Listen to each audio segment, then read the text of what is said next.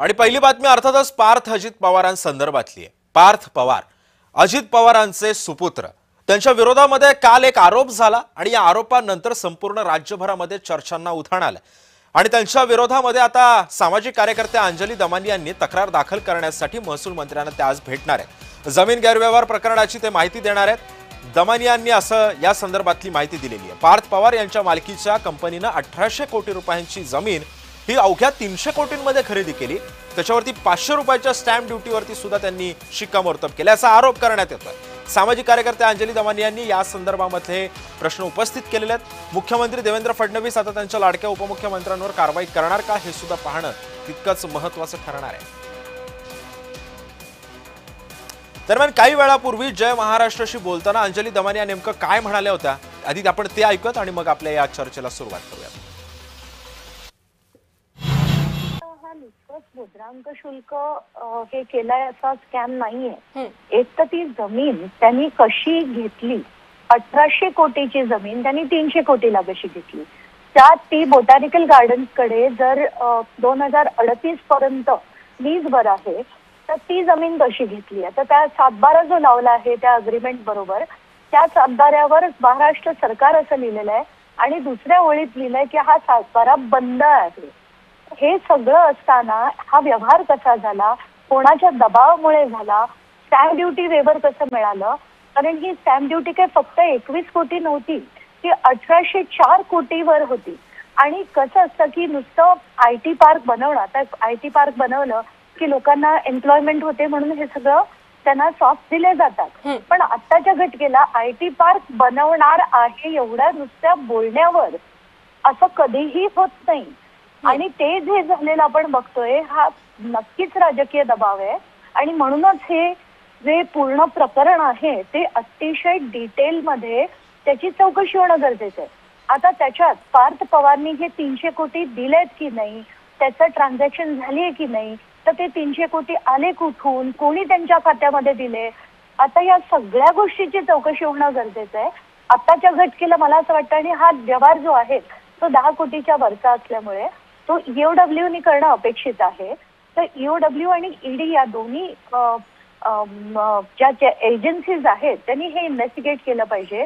महसूल विभागाने हे तात्काळ रद्द केलं पाहिजे। या सगळ्या गोष्टीसाठीच मला महसूल मंत्र्यांना आधी महसूल विभागाचं सांगायचं आहे, मग मी EOW आणि ED ना या प्रकरणाची पूर्ण चौकशी करण्याची मी मागणी करणार आहे। आणि या संदर्भामध्ये आपल्यासोबत बोलण्यासाठी असणार आहेत माहिती अधिकार कार्यकर्ते विजय कुंभार सर, ज्येष्ठ राजकीय विश्लेषक जयंत मायंडकर सर आणि आमचे प्रतिनिधी ज्योत्स्ना गंगणे सध्या आपल्यासोबत आहे। आपल्या सगळ्यांचं स्वागत आहे या कार्यक्रमामध्ये। मी सर्वप्रथम विजय सर तुमच्याकडे येतोय। आपण हे प्रकरण सगळं माहिती असेलच तुम्हाला, या प्रकरणामध्ये कितपत कारवाईची शक्यता तुम्हाला वाटते आता? मध्ये ज्या पद्धतीने आता काल गुन्हा झाला, कमकुवत गुन्हा दाखल झाला, त्याच्यावरून सगळ्यांनी मिळून हे प्रकरण दाबायचं ठरवलंय असं दिसतंय। हे प्रकरण केवळ स्टॅम्प ड्युटी पुरतं मर्यादित आहे असं अजिबात नाहीये। हे प्रकरणी शासनाची जमीन बळकवण्याचं प्रकरण आहे आणि तेही खोटी कागदपत्र तयार करून बळकवण्याचं प्रकरण आहे। याच्यामध्ये 1800 कोटी 300 कोटी हा मुद्दा नंतरचा, याच्यामध्ये कुठलंही ट्रान्झॅक्शन झालेलं नाही। हे हा कागद म्हणजे हे काही दस्त आहे ज्याला रजिस्टर झालाय, त्याला माझ्या लेखी ज्या दस्ताचे हे असतात घटक असतात की एखादा दस्त नोंदणी करण्यासाठी काय काय लागतं, त्याच्यातला याच्यामध्ये एकाचाही समावेश नाही। हे केवळ रद्दी जोडून शासनाची जमीन बळकावण्याचा प्रयत्न आहे। याच्यामध्ये कुणी कुणाला किती पैसे दिले याचा कुठेही उल्लेख नाही, जागेचा सर्च नाही, जागेच्या मालकी हक्काबद्दल माहिती नाही, फक्त जागेचा क्रमांक दिलाय आणि तो आता आमचा झाला या दस्तामुळे असा जो आविर्भाव आणला गेला हा सगळा। आणि हा फक्त एक त्या IGRचा प्रश्न नाही, तर रेव्हेन्यूचा प्रश्न आहे, कलेक्टरचा प्रश्न आहे, डिव्हिजन कमिशनरचा प्रश्न आहे, मंत्र्यांचा प्रश्न आहे, IT डिपार्टमेंटचा प्रश्न आहे। या सगळ्यांनी मग याच्याकडे दुर्लक्ष केलंय आणि या सगळे आता म्हणतील की आमचं एवढंच काम होतं। जसं मी काल म्हटलं होतं, ह्या संपूर्ण हत्ती आहे परंतु हत्ती मानायला कोणी तयार नाही। आमचं काम फक्त पायापुरतं, आमचं काम सोंडेपुरतं, आम्ही तेवढ्या बाबतीत आम्ही कसे निर्दोष आहोत असं मानलं जाईल, परंतु हे सगळं मिळून घोटाळा झालाय, याच्याकडे बघितलं जात नाही। हा याच्यातला मोठा सगळे मिळून करत असलेला हा गुन्हा आहे। त्याच्यामुळं आताचा हा जो गुन्हा झालाय हा. त्याच्यात फारसं काही निष्पन्न होणार नाही. 3 वर्षाच्या आतला शिक्षा आहे त्याला. पण विजय सर, फार तर मला असं सांगा, माझा एक प्रश्न आहे तुम्हाला असा की 1800 कोटींचा हा सगळा व्यवहार होता. 1800 कोटी रुपये, बरं ही जी जमीन होती ती महार वतनातली होती. मग अॅट्रॉसिटी लागण्याची शक्यता आहे का या सगळ्या प्रकरणात? नाही, महार वतनाची होती, पण ते वतन रद्द झालं होतं. बर. त्याच्यामुळे ती परत रिग्रांट करता येत नाही. हा. तरीही ती त्यांनी शासनाची जमीन म्हणून दाखवल्या. जे हे सगळे कागद जोडलेत ना, त्या 700 पानांच्या कागदामध्ये फक्त 716 पानांचा दस्त आहे तो. त्याच्यातली 700 पानं हे फक्त पॉवर ऑफ अटर्नीच आहे. बाकी याच्यात कुणी कुणाला किती पैसे द्यायचे आहेत वगैरे याचा कुठेही काही उल्लेख नाही. त्याच्यामुळं जर त्या लोकांनी केलं की आमच्या नावावर फसवणूक झाली, त्या लोकांनी केली ज्यांनी दस्त करून दिला किंवा पॉवर ऑफ अटर्नी करून दिली, तर त्यांनी ठरवलं तर कदाचित अॅट्रॉसिटी होऊ शकते. परंतु कसं झालं की त्यांनी आता पॉवर ऑफ अटर्नी करून दिली होती. आता त्यांनी त्याच्यामध्येच लिहून दिलं की याचं ट्रान्झॅक्शन करायचे अधिकार त्या शीतल तेजवानींकडे असेल. त्यामुळे ते कितपत टिकेल माहिती नाही. परंतु एकूणच या सगळ्या प्रकारामध्ये त्यांचीही फसवणूक झालेली आहे असं दिसतं. तर ते जे मालक पूर्वीचे जे वतनदार आहेत त्यांनी एकत्र येऊन जर केलं तर ती अॅट्रॉसिटी सुद्धा होऊ शकेल असं माझं पर्सनल मत आहे. परंतु ते कितपत योग्य हे अद्याप तरी सांगणं जरा कठीण आहे. मी आता ज्येष्ठ राजकीय विश्लेषक जयंत माइंडकर सरांकडे येणार आहे. जयंत सर, जर आपण बघितलं असेल तर हे प्रकरण आता खूपच जास्त आता पुढे येऊ लागलेलं आहे.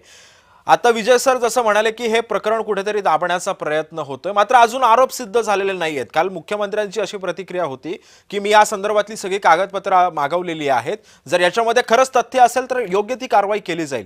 कारवाई झाल्यानंतर पुन्हा अजित पवारांच्या राजीनाम्याची मागणी केली जाते. अजित पवार राजीनामा देऊ शकतात का जर आरोप सिद्ध झाले तर?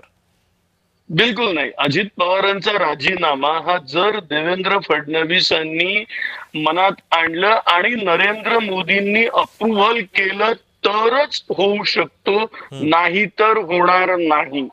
याचं कारण असं आहे, मुळात माझ्या दृष्टीने हा इश्यू वेगळा आहे. हा इश्यू असा आहे की 1800 कोटीची जमीन ही 300 कोटीत एका राजकारण्याच्या उपमुख्यमंत्र्याच्या मुलाला मिळते.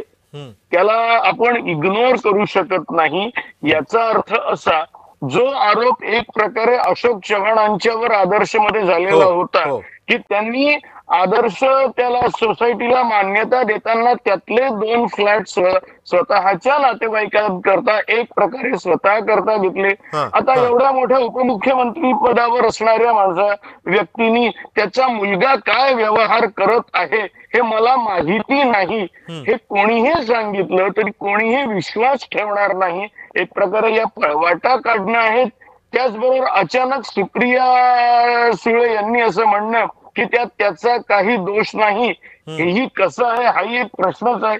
इथे 300 कोटीत 500 रुपयाच्या स्टॅम्प पेपरवर 1800 कोटीची जमीन पॉलिटिकल इन्फ्लुएन्स वापरल्याशिवाय मिळू शकत नाही. आणि जाणीवपूर्वक याच्या पुढचं वाक्य बोलत आहे की काँग्रेसच्या काळात मग ते रामराव आदिक असू दे, अंतुले असू दे किंवा शिवाजीराव पाटील निलंगेकर असू दे आणि अगदी आता अशोक चव्हाण असू दे, ज्यांच्यावर अशा प्रकारचे आरोप झाले की ज्यांनी राजकीय इन्फ्लुएन्स, पॉलिटिकल इन्फ्लुएन्स वापरून काही ना काही आपल्या किंवा आपल्या नातेवाईकांच्या फेवरचं काम केलं, त्यांना राजीनामा द्यावा लागला. इथे अजित पवारांना भाजपच्या बरोबर घेण्याच्या अवघे 4 दिवस आधी भोपाळला नरेंद्र मोदी हे त्यांच्यावर सडकून टीका करतात, सांगतात 70,000 कोटीचा घोटाळा.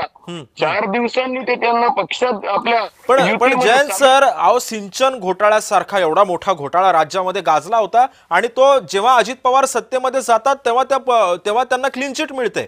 मग आता या जमीन व्यवहार प्रकरण, मग जसा सिंचन घोटाळा दाबला गेला तसंच हे जमीन व्यवहार प्रकरण दाबलं जाऊ शकतं का येत्या काळात?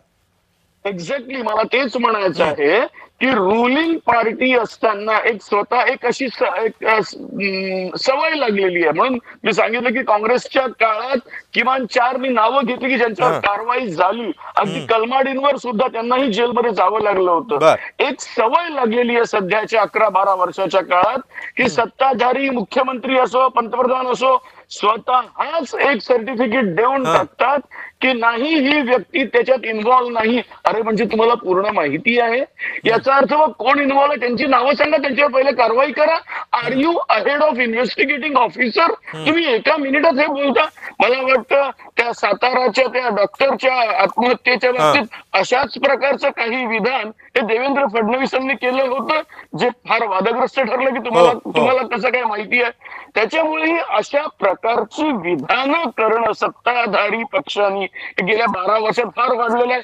आमच्याकडे करप्शन नाही हे भाजपची मंडळी सतत बोलतात, नेहमी काँग्रेसवर टीका करतात. मला आता इथे उलट म्हणायचंय, काँग्रेसनी केवळ आरोप झाल्यावर मी तुम्हाला आता नावं वाचून दाखवली. नक्कीच जयंत सर अगदी बरोबर आहे. जर आता या घोटाळ्यामध्ये जर खरंच तथ्य निघालं तर नेमकी पार्थ पवारांवरती काय कारवाई होते आणि याला आता अजित पवार नेमकी काय भूमिका स्पष्ट करतात हे सुद्धा येणाऱ्या काळातच ठरेल. मात्र एक मोठी